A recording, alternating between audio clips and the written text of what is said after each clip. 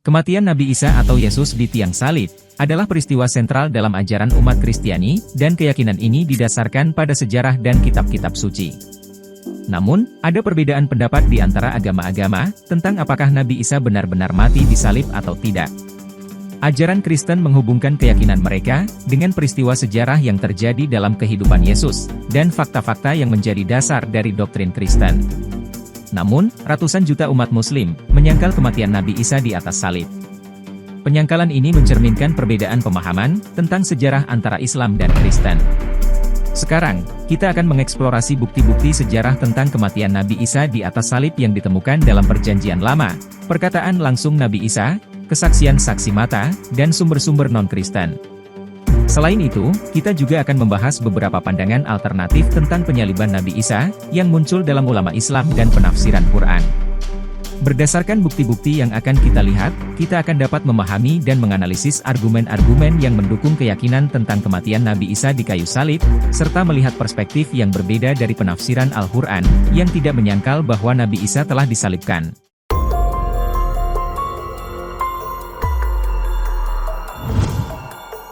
Untuk memahami secara lebih mendalam tentang kematian Nabi Isa di kayu salib, kita dapat merujuk pada beberapa fakta sejarah yang telah tercatat. Kitab Perjanjian Lama memberikan kesaksian tentang kematian dan penguburan Nabi Isa. Salah satunya terdapat dalam kitab Yesaya 53 ayat 7-9. Nabi Yesaya ratusan tahun sebelum kelahiran Nabi Isa telah meramalkan dengan detail penderitaan dan kematian Yesus di atas salib. Ayat-ayat ini menggambarkan Yesus sebagai seorang yang dianiaya dan dirosakkan, tetapi dia tidak membuka mulutnya. Dia disamakan dengan domba yang dibawa ke tempat sembelihan, dan anak domba yang diam di hadapan tukang cukurnya. Ayat-ayat ini juga mengungkapkan bahwa Yesus akan dikuburkan bersama dengan orang-orang fasik dan orang kaya dalam kematiannya. Ayat-ayat ini menyatakan bahwa Isa akan menjadi korban yang tak bersalah, dipotong dari negeri orang hidup, dan dikuburkan bersama orang-orang fasik.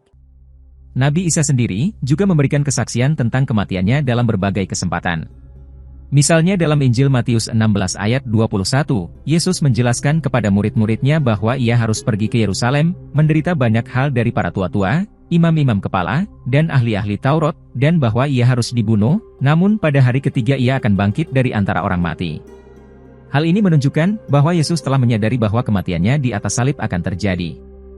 Hal serupa juga disampaikan dalam Matius 20 ayat 17-19 dan Matius 26 ayat 1-2, di mana Isa secara eksplisit menyatakan bahwa ia akan disalibkan. Dalam catatan sejarah, terdapat nama-nama yang menjadi saksi mata langsung kematian Nabi Isa di kayu salib, dan terlibat dalam pemakamannya. Maria Magdalena, Maria ibu Yakobus dan Yusuf, serta Maria ibu Yesus, adalah beberapa dari mereka yang hadir saat penyaliban dan pemakaman Nabi Isa. Juga disebutkan bahwa seorang murid yang Yesus kasihi, dalam Yohanes 19 ayat 26 disebutkan sebagai Yohanes, juga hadir di situ. Selain itu, ada beberapa tokoh yang ikut dalam pemakaman jenazah Nabi Isa, antara lain Yusuf dari Arimatea, Nikodemus, Maria Magdalena, dan Maria ibu Yakobus serta Yusuf. Kehadiran mereka sebagai pihak yang terlibat dalam pemakaman, menunjukkan adanya peristiwa kematian yang nyata. Selain bukti-bukti dari saksi mata Kristen, terdapat juga sumber-sumber non-Kristen yang memberikan bukti tentang kematian Nabi Isa di kayu salib. Sejarawan Yahudi Romawi bernama Flavius Josephus dalam bukunya Sejarah Kuno Yahudi mencatat bahwa Pontius Pilatus menghukum mati Yesus dengan cara disalib. Ini adalah catatan independen dari sejarawan yang bukan pengikut agama Kristen. Seorang sejarawan Romawi bernama Tacitus juga mencatat dalam karyanya yang berjudul Annals, bahwa Kaisar Nero menganiaya umat Kristen yang mengikuti ajaran seorang pemimpin yang disebut Kristus. Tacitus menyebutkan bahwa Kristus ini dihukum mati dengan cara disalibkan di bawah pemerintahan Pontius Pilatus. Melalui fakta-fakta sejarah ini, dapat dilihat bahwa kematian Nabi Isa di kayu salib memiliki bukti-bukti yang kuat dari berbagai sumber, termasuk catatan saksi mata, pernyataan diri Nabi Isa, dan sumber-sumber non-Kristen. Selain catatan tertulis, salah satu bukti arkeologi yang mendukung penyaliban Yesus adalah penemuan tulang kaki Yohanan pada tahun 1968 di Givat Hamiftar. Tulang ini merupakan satu-satunya sisa individu yang diketahui telah disalibkan, dengan bukti fisik penyaliban yang jelas terlihat. Dalam penemuan ini, terdapat paku yang masih menembus tulang kaki, menunjukkan praktik penyaliban yang brutal seperti yang digambarkan dalam cerita penyaliban Yesus.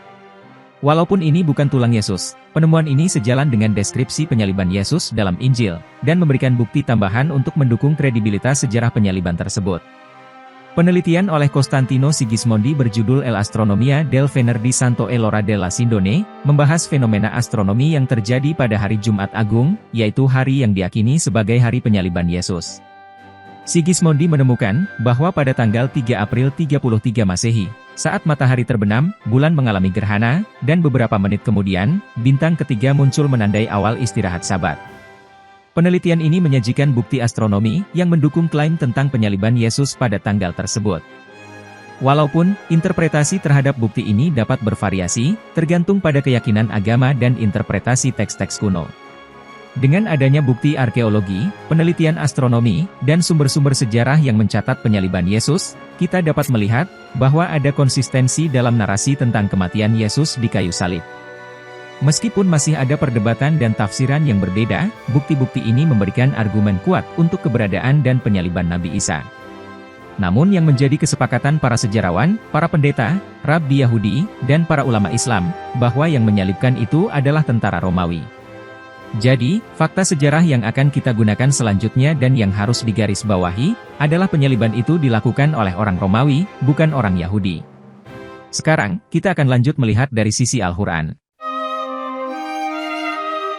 Pemikiran yang berkembang di masyarakat Muslim bahwa Nabi Isa tidak mati disalib, merupakan tafsir yang dikemukakan oleh beberapa ulama, namun tidak didukung oleh teks Al-Quran itu sendiri.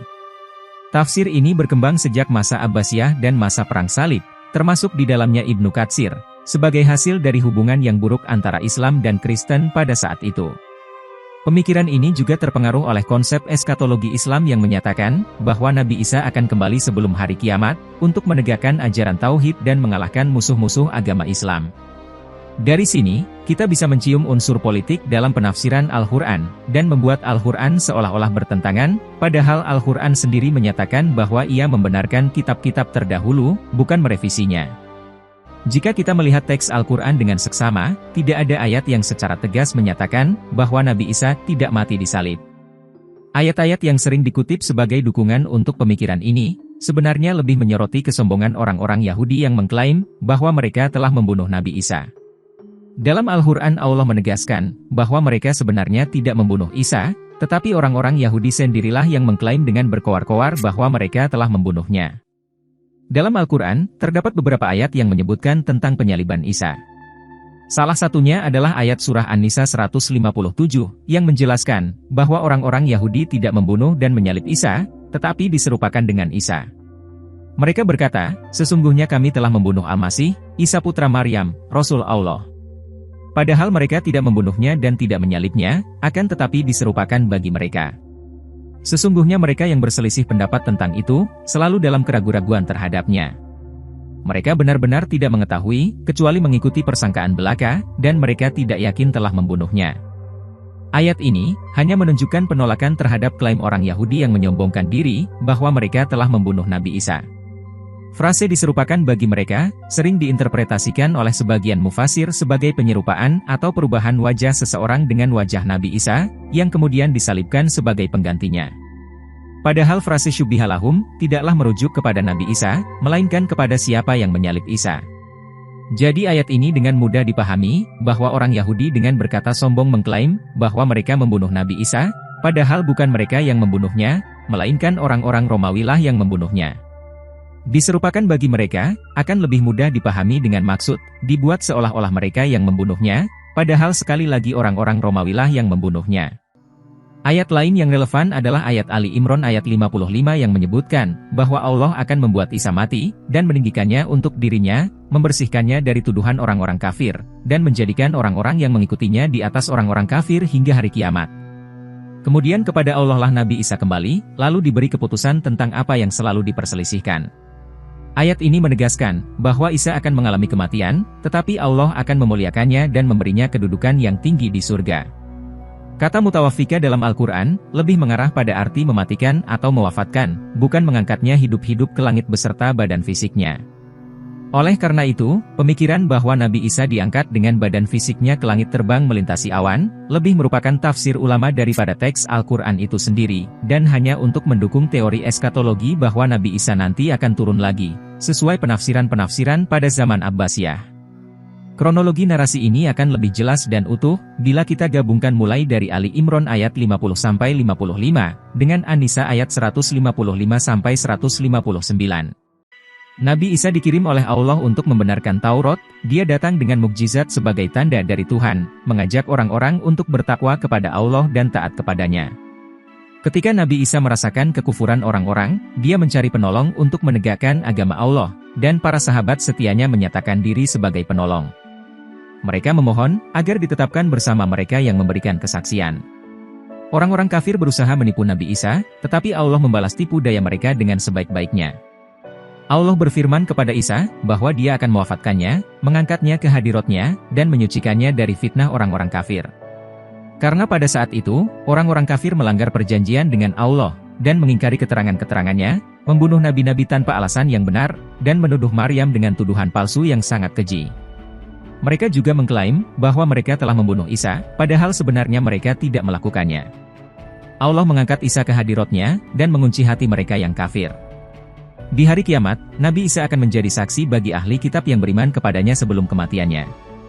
Hal ini menjadi lebih jelas, bahwa yang menyalibkan bukan orang Yahudi, melainkan orang Romawi, dan yang mewafatkan juga bukan orang-orang Yahudi, melainkan Allah sendiri. Seperti yang bisa kita lihat dalam Al-Anfal 17, sebenarnya bukan kamu yang membunuh mereka, melainkan Allah yang membunuh mereka.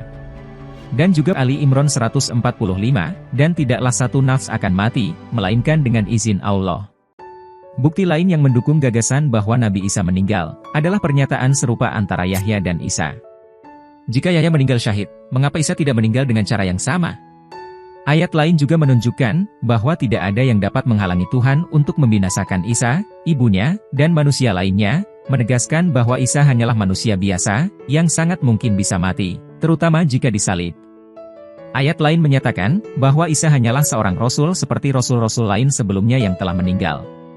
Selanjutnya ada penjelasan, bahwa ketika masih hidup, ia hanya menyeru kepada Allah, namun setelah ia meninggal, Nabi Isa tidak dapat berbuat apa-apa, yang menegaskan bahwa kematian Isa adalah fakta yang diterima oleh Al-Quran. Dari ayat-ayat ini dapat disimpulkan, bahwa Al-Quran tidak menyangkal bahwa Isa mati di atas salib, tetapi menyangkal tuduhan orang Yahudi yang menyombongkan diri telah menyalib dan membunuh Isa. Ayat-ayat ini menunjukkan, bahwa kematian Isa adalah bagian dari rencana Allah, dan bahwa Allah akan memberinya status yang tinggi setelah kematiannya. Bagi Quran, kematian Isa adalah bagian dari risiko yang dihadapi oleh seorang Rasul. Upaya untuk memaknai bahwa Isa tidak mati, hanya merupakan cara untuk mempertemukan pernyataan Al-Quran dengan doktrin turunnya Nabi Isa sebelum hari kiamat, yang mungkin dipengaruhi oleh narasi hadits dan polemik dengan agama Kristen, terutama dalam tafsir-tafsir setelah At-Tabari. Penting untuk membedakan antara tafsir ulama dan teks Al-Quran itu sendiri.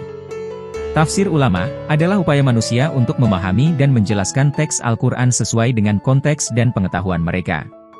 Oleh karena itu, tafsir ulama dapat bervariasi dan tidak selalu menggambarkan pandangan yang pasti. Begitu pula pandangan ini juga belum tentu benar, tetapi wallahu alam, hanya Allah yang mengetahui kebenaran.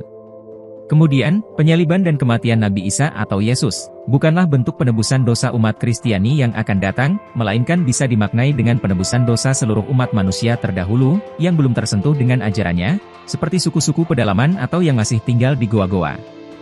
Hal ini pun sejalan dengan Islam, bahwa embah-embah kita yang belum tersentuh ajaran Islam, dan suku-suku pedalaman yang dimana para ustadz takut untuk berdakwah ke sana, akan tetap masuk surga, karena sudah dimaklumi oleh Allah atas dasar ketidaktahuannya. Jadi ketika di surga, kita bisa berkumpul dengan seluruh keluarga besar kita, embah-embah kita, embahnya embah-embah kita, embahnya embah-embahnya lagi dan seterusnya walaupun mereka belum sempat membaca syahadat, sehingga tidak ada yang masuk neraka, kecuali orang-orang jahat. Kemudian yang menjadi pertanyaan selanjutnya adalah, jika Nabi Isa sudah meninggal, lalu benarkah Nabi Isa bangkit lagi setelah beberapa hari kematiannya sesuai pemahaman umat Kristiani, dan juga siapa yang akan turun di hari kiamat nanti seperti pemahaman mayoritas umat Islam? Hari sudah sore, bebek saya belum dimasukkan kandang, jadi saya pamit undur diri.